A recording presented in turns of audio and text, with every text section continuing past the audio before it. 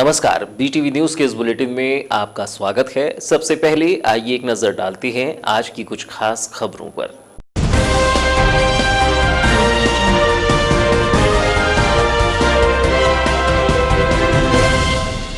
श्री गुरु नानक देव जी का मनाया गया प्रकाश उत्सव। 551वें प्रकाश उत्सव पर हुए विविध धार्मिक आयोजन, कीर्तन, अरदास के बाद बटा गुरु का अटूट लंगर। कार्यक्रम के दौरान सोशल डिस्टेंसिंग का रखा गया ध्यान। सरेखा स्थित गुरुद्वारे में भी आयोजित हुआ कार्यक्रम। नवीन गुरुद्वारे के लिए विधायक विसेन ने किया भूमि पूजन। गुलाबी गैंग की जिला बैठक का हुआ आयोजन। बालाघाट पहुंची मध्य प्रदेश की कमांडर पूर्णिमा वर्मा। कहा, नक्सलवाद समस्या नहीं है, एक विचारधारा। जिले में नक्सलवाद और सरकार के बीच सेतु का काम करेगी गुलाबी गैंग। बैठक के दौरान बालाघाट जिला कमांडर की गई नियुक्ति। Covid command and control centre में रखी जा रही है निगरानी। होम आइसोलेटेड कोविड-19 मरीज पर रखी जा रही है निगरानी। वीडियो और ऑडियो कॉल के माध्यम से दी जाती है सलाह। 24 घंटे 3 शिफ्ट में काम कर रहे हैं 6 आयुष चिकित्सक।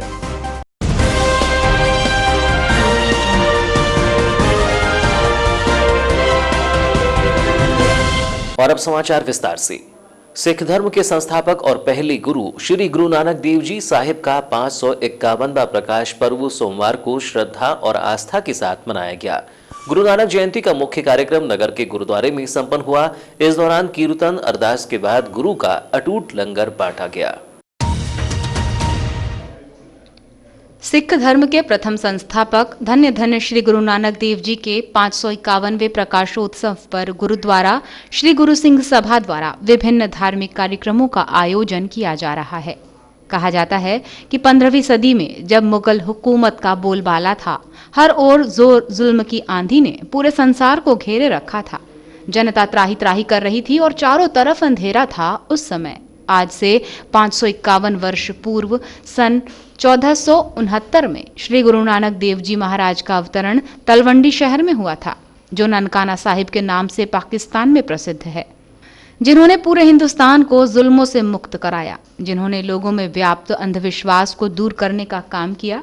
यही कारण है कि श्री गुरु नानक देव जी को हर पंथ और हर धर्म के धर्मावलंबियों ने अपना गुरु माना। श्री गुरु नानक देव जी ने सर्वप्रथम उस समय 20 रुपये से लंगर की सेवा शुरू की थी, जिसका उद्देश्य एक पंगत में बैठकर जात पात, ऊंच नीच, अमीरी गरीबी को भुलाकर एक साथ लंगर के खाने की प्रथा शुरू की।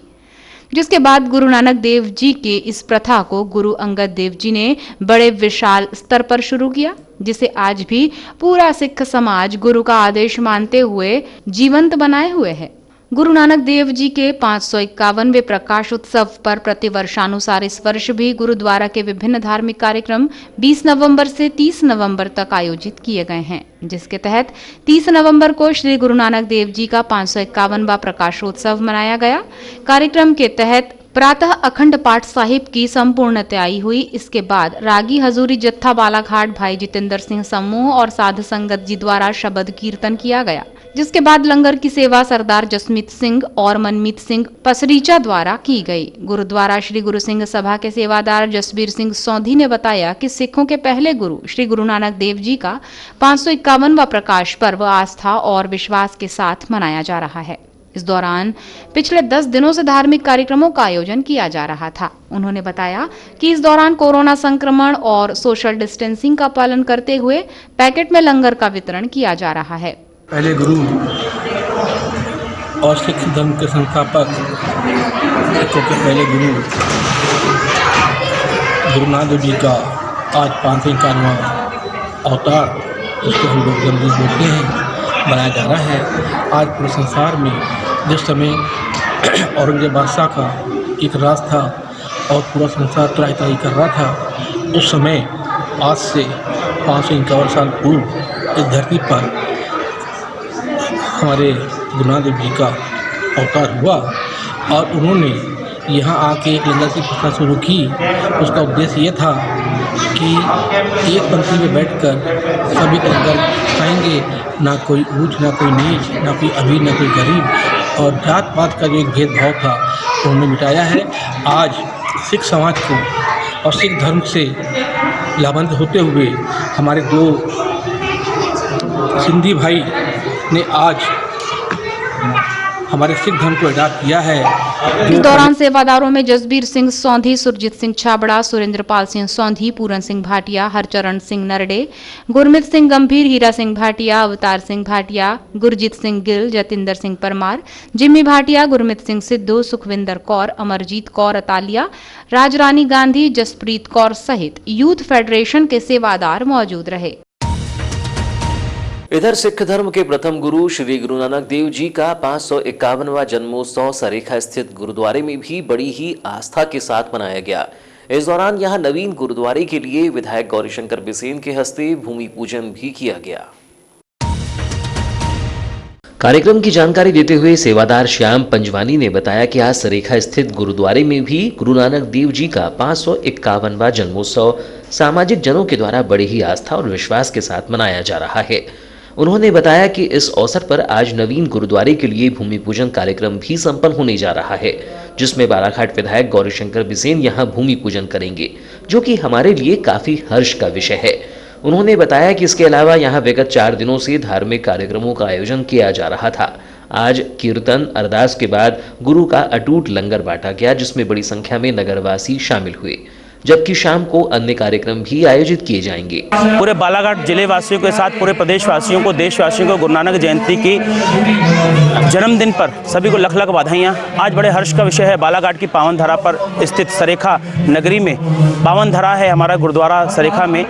यहाँ पर आज गुरु नानक देव जी का हम लोग यहाँ पर जन्मोत्सव मना रहे हैं और साथ ही साथ आज बड़े हर्ष का विषय है कि यहाँ पर नए गुरुद्वारा निर्माण का आज भूमि पूजन माननीय विधायक श्री गौरीशंकर बिसेन जी के हाथों होने जा रहा है।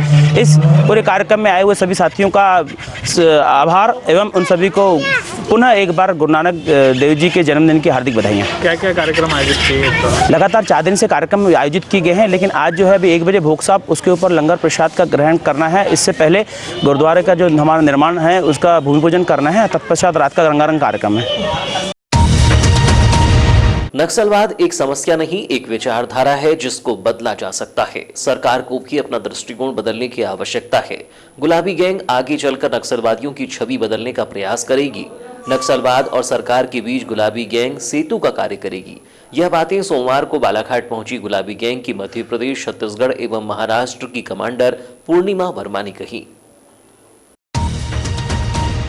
बता दें कि जिले में गुलाबी गैंग की जिला कार्यकारिणी के गठन को लेकर कमांडर पूर्णिमा वर्मा का आगमन हुआ था, जहां उन्होंने नगर के एक निजी संस्थान में नगर की महिलाओं की बैठक लेकर उन्हें गुलाबी गैंग की कार्यप्रणाली से अवगत कराया। गुलाबी गैंग की मध्य प्रदेश, छत्तीसगढ़ और महाराष्ट्र की कमांडर पूर्णिमा वर्मा ने बताया कि बैठक में जिला कमांडर के पद पर निशी पशीने को नियुक्त किया गया है। उन्होंने बताया कि गुलाबी गैंग के संगठन विस्तार को लेकर आज उनका बालाघाट आगमन हुआ है, जबकि उनके द्वारा बालाघाट की मूलभूत समस्याओं की जानकारी भी ली जा रही है। कमांडर पूर्णिमा वर्मा ने बताया कि गुलाबी गैंग पूरे देश में कार्य कर रहा है। सामाजिक बुराइयों के खिलाफ हम सभी संगठित होकर कार्य करते हैं। शराबबंदी, महिला अत्याचार और किसानों के लिए भी गुलाबी गैंग काम कर रहा है। उन्होंने कहा कि देश सहित प्रदेश में बलात्कार के मामले तेजी से बढ़ रहे हैं। यह हालात डराने वाले हैं। ऐसी घटनाओं को लेकर महिलाओं को सशक्त बनाने का प्रयास भी गुलाबी गैंग के द्वारा किया जा रहा है। गुलाबी गैंग का पहला महिला आत्म सुरक्षा ट्रेनिंग सेंटर कुछ दिनों पहले ही छिंदवाड़ा में खोला गया है, जिसे जल्द ही बालाघाट जिले में भी खोला जाएगा। इस प्रशिक्षण केंद्र के माध्यम से गांव और जिले के हर क्षेत्र, हर शहर में सप्ताह में 2 दिन ट्रेनर प्रशिक्षण देंगे। ये प्रशिक्षण 6 वर्ष की बालिका से लेकर 40 वर्ष की महिलाओं तक को दिया जाएगा। आज बालाघाट में जो उद्देश्य है मेरा, गुलाबी गैंग के संगठन का विस्तार होना है और निशी पसीने जी जो है गुलाबी गैंग की बालाघाट की जिला अध्यक्ष बनने जा रही हैं, जिला कमांडर बनने जा रही हैं। और दूसरा, यहाँ की मूलभूत समस्याओं से अवगत मैं होना चाहती हूँ, ताकि भविष्य में हमारा संगठन इसके लिए प्रयास करे, अच्छे काम कर सके और सामाजिक बुराइयों को लेकर के, जो कि गुलाबी गैंग पूरे देश में काम करता है, सामाजिक बुराइयों को लेकर के मुखर होके इनके खिलाफ हम लामबंद होकर लड़ते हैं। वही तारतम्य हम बालाघाट में भी सामाजिक बुराइयों के खिलाफ संगठित होकर लड़ेंगे। चर्चा के दौरान कमांडर पूर्णिमा वर्मा ने बालाघाट जिले में व्याप्त नक्सलवाद समस्या को लेकर कहा कि नक्सलवाद एक समस्या नहीं, एक विचारधारा है जिसको बदला जा सकता है। सरकार को भी अपना दृष्टिकोण बदलने की जरूरत है। गुलाबी गैंग आगे चलकर नक्सलवादियों की छवि बदलने का प्रयास करेगी। नक्सलवाद और सरकार के बीच गुलाबी गैंग सेतु का कार्य करेगी। बालाघाट नक्सलवाद के लिए भी जाना जाता है, जो जिसे कहते हैं कि एक बहुत बड़ी समस्या है।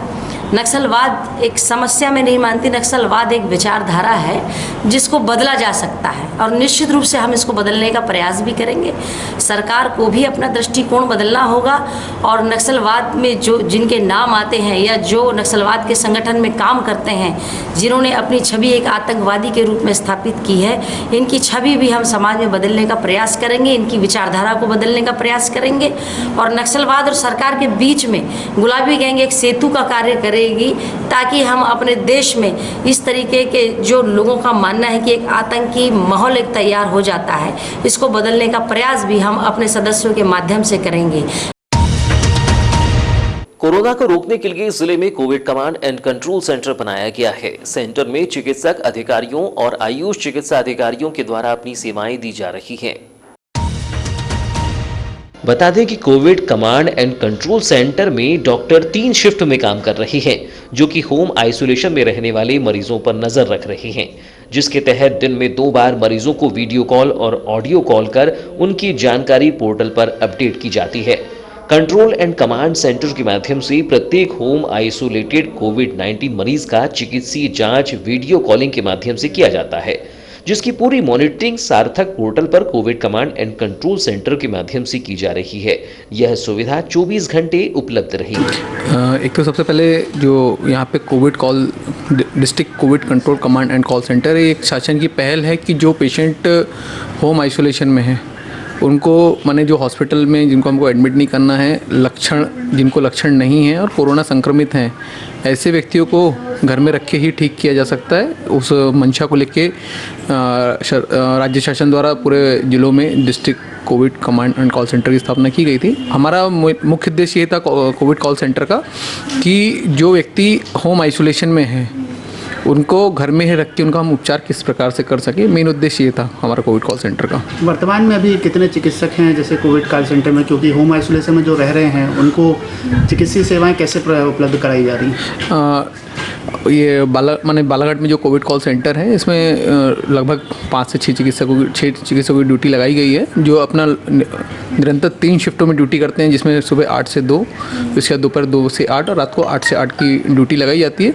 और इस बीच में मध्य प्रदेश सरकार द्वारा सभी कोविड कॉल सेंटर्स के लिए 1075 एक नंबर जारी किया गया, टोल फ्री नंबर है। तो किसी भी मरीज को जो होम आइसोलेशन में है वो इस नंबर पे अपना फ़ोन करके अपनी शिकायत दर्ज करा सकता है, जो उसको परेशानी हो रही है वो बता सकता है। आयुष चिकित्सक अंकित असाठी की माने तो वर्तमान में जिले में 170 कोरोना के एक्टिव मरीज हैं, जिसमें से 116 होम आइसोलेशन में रह रहे हैं, जिनके लिए 6 आयुष चिकित्सक तैनात हैं।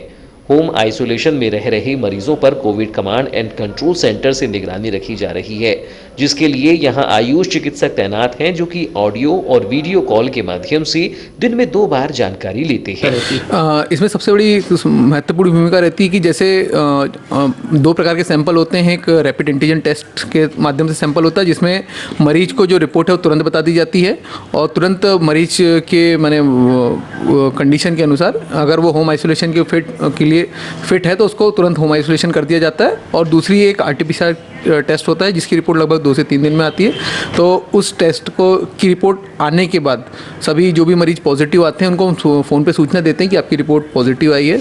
अगर वो उनकी कंडीशन देखी जाती है, अगर वो होम आइसोलेशन के लिए फ़िट है तो उनको हम होम आइसोलेशन करते हैं। अगर होम आइसोलेशन के फिट नहीं होते तो उनको हम हॉस्पिटल में, हमारे जो कोविड सेंटर है उसमें हम एडमिट करते हैं। और शासन द्वारा निर्धारित गाइडलाइन के अनुसार 60 वर्ष से अधिक आयु वाले, हाइपरटेंशन, डायबिटीज़, दमा, अन्य कोई गंभीर बीमारी से जो पीड़ित व्यक्ति हैं उनको हम अपने डिस्ट्रिक्ट कोविड हॉस्पिटल्स में रखते हैं। और तो ये थी अब तक की खबरें। नई खबरों के साथ एक बार फिर हम हाजिर होंगे, तब तक के लिए दीजिए इजाज़त। नमस्कार।